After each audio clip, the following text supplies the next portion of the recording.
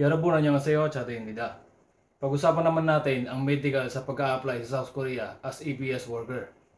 Ano nga ba ang ginagawa during medical sa Pilipinas at sa South Korea? At ano nga ba ang mga bawal na sakit kung bakit pinapauwi ang mga ibang EPS worker sa Pilipinas? Kapag pumasa ka sa EPS topic exam, ang unang ipapagawa sa iyo ng DMW or HRD Korea ay medical. At isubmit mo ang medical result sa DMW. Ngayon madali na. Through email na ang pag-submit ng medical. Nung batch namin, kailangan pa namin pumunta sa DMW para isubmit ang mga medical result. So ito ang mga chine-check nila sa Pilipinas during medical. X-ray, malalaman dito kung may lung scar ka o wala. Tapos blood test, malalaman dito kung may infectious disease ka at mga ibang sakit. Tapos urine test, ito yung ihi. Tapos hearing test.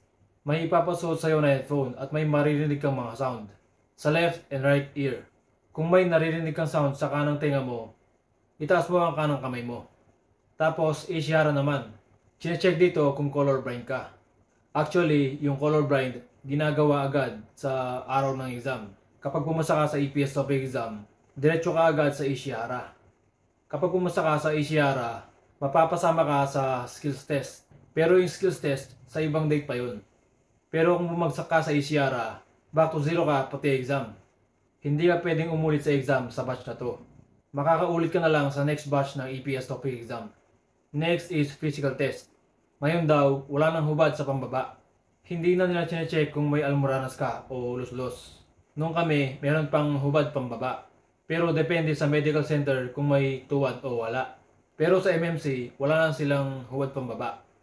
Tapos, blood pressure check and height and weight. Kapag naman na-select ka sa isang company sa South Korea at matagal bago ka na-select, kailangan mo magpa-remedical. And this time, kasama na yung TB test. Chine-check nila kung may tuberculosis ka. Ginagawa ang TB test sa St. Luke's at Makati Med. Siguraduhin mo na fit to work ang medical result mo.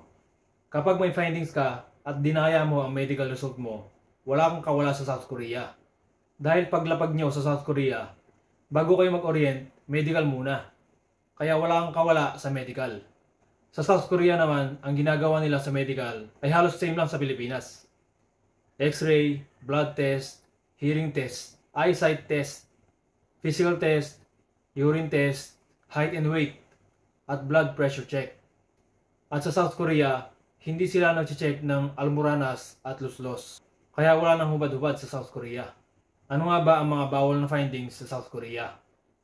Bawal ang active lung scar. Ano ang gagawin mo kapag may findings ka na lung scar sa Pilipinas? Ang gawin mo, wag na wag mong isubmit ang medical result mo sa DMW. Magpa-check up ka at maggamutan ka muna. Depende sa doktor mo kung ilang months ang gamutan mo. After ng gamutan mo, magpa-check up ka ulit. Kapag inactive na ang lung scar mo o magaling ka na, at fit to work na ang medical result mo, isubmit mo na sa DMW. May mga EPS worker na nagkaroon ng inactive lung scar pero nagtatrabaho na sa South Korea.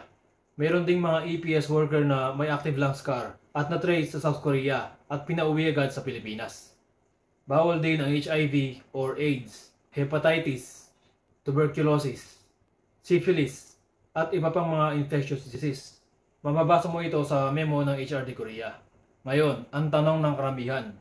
Halimbawa, nagkaroon ka ng findings sa South Korea at pinapauwi ka sa Pilipinas. Sino ang gagastos sa plane ticket mo?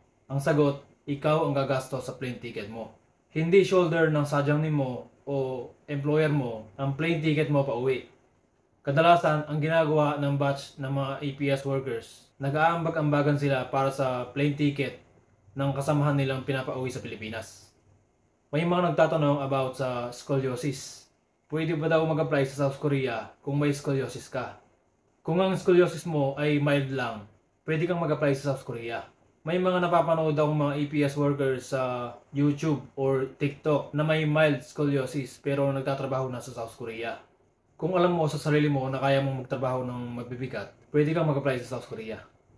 May gusto lang akong i-share na kwento sa isang EPS worker. Noong 2023, pinauwi siya sa Pilipinas dahil may findings ang medical niya. Nagkaroon siya ng findings sa medical which is yung active bacterial sa lungs. Kaya pinauwi agad sa Pilipinas. Proud ako sa taong to kasi hindi siya sumuko. Nung umuwi siya sa Pilipinas, naggamutan siya. Nung okay na yung kalusugan niya, nag-exam ulit. Kasi yung process niya sa EPS topic, nag-back to zero siya. Nung nag-medical siya sa Pilipinas, naging okay na rin yung resulta. At nung naselect siya sa South Korea, naging okay na rin yung medical niya sa South Korea. Noong February 2025 lang siya nag-flight papuntang South Korea. Kaya masaya ako para sa kanya. Payo ko lang sa mga EPS aspirants, hanggat hindi ka pa nakakarating sa company nyo, wala pang kasiguraduhan ang pagtatrabaho nyo sa South Korea dahil mahigpit ang medical sa South Korea.